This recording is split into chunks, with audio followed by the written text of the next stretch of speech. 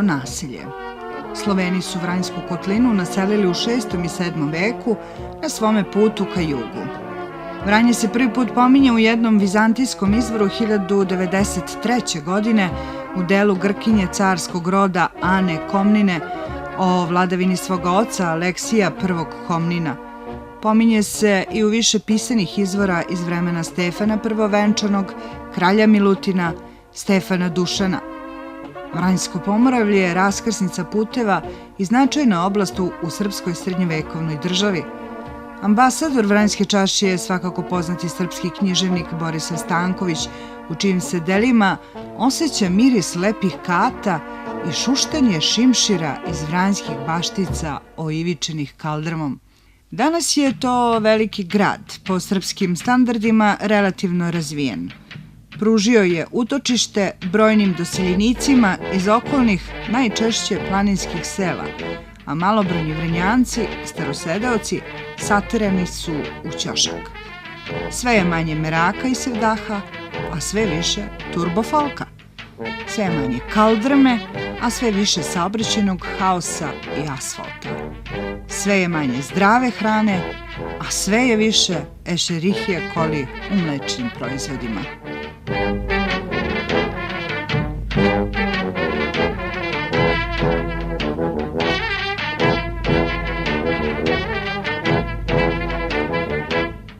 Savremeni život doneo je puno promjena. Najviše je zastupljeno gomilanje materijalnog bogatstva kao osnov zadužbina narednim generacijama. Luksuzne građevine koje brzo propadaju, a uz to sadrže toksične materije koje zajedno sa novim tehnologijama u industriji, telekomunikacijama i ishrani ozbiljno prete zdravlju životinja, ljudi i biljaka kod nas i širom planete.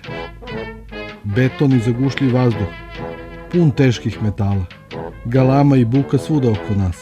Sveopšte nepoštovanje prema prirodi, materiji, prema oronulim zadužbinama i nama samima. Zagušljive ulice gradova, gusta naseljenost, savremene bolesti. A tek otpad. Hiljade i hiljade tona plastičnog, metalnog, toksičnog, medicinskog i raznog drugog opasnog otpada leži u slivovima reka, neplanskim i planskim deponijama po brdima i dolinama. Zatrovane su nam reke, jezera, mora i okeani, livade i šume. Svuda kud pogledaš otpad. Umjesto zadužbina rađuju se i rastu deponije.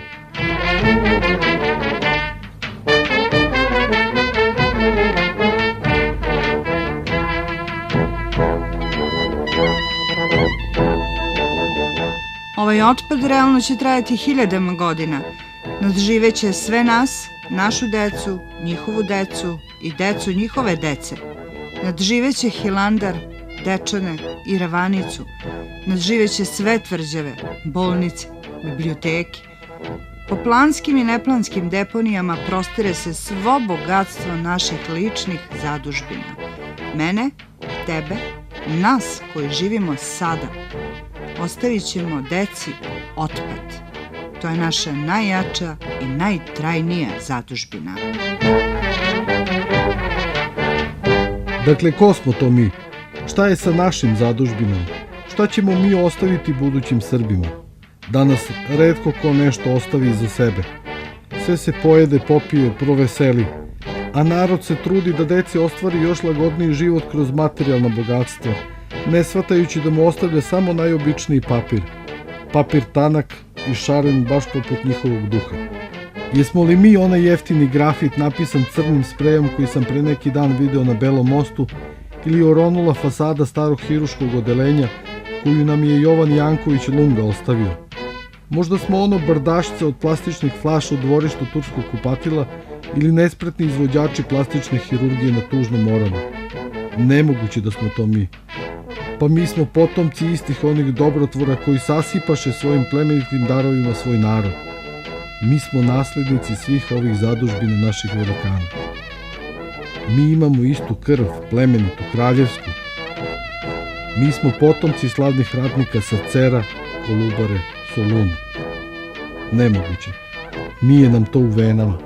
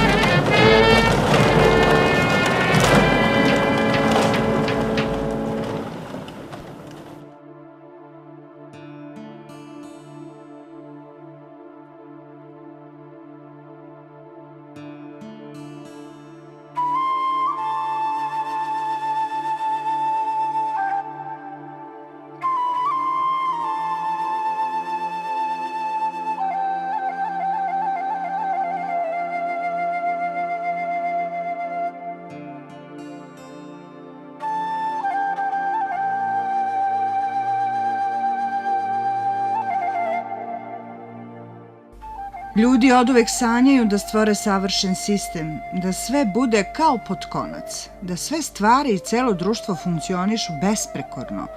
Stvorili su pravila, zakone, čitave sisteme kontrole, upravljanja, kažnjavanja, ponašanja. Vremenom, život u gradu stvorio je gužvu, vrevu, galamu, zbrku. Sve izgleda kao u košnici. Ljudsko društvo danas izgleda poput društva mrava ili pčela, ali kod ovih društava postoji izuzetan balans i prirodna organizacija. Ljudski sistem ni izbliza nije tako savršen i organizovan. Košnica je sistem koji je u svim svojim elementima oslonjen na prirodu i besprekorno funkcioniše već milionima godina.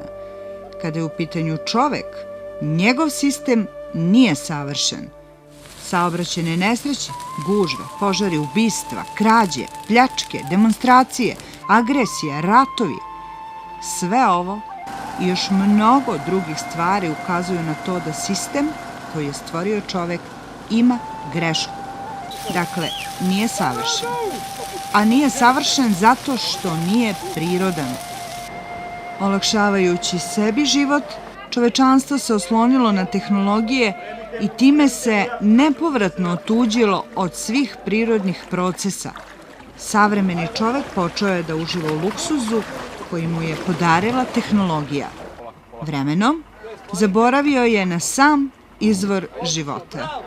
Zaboravio je na skromnost, svoju božansku prirodu, a prirodnim pojavama i materijama dao je ime resursi.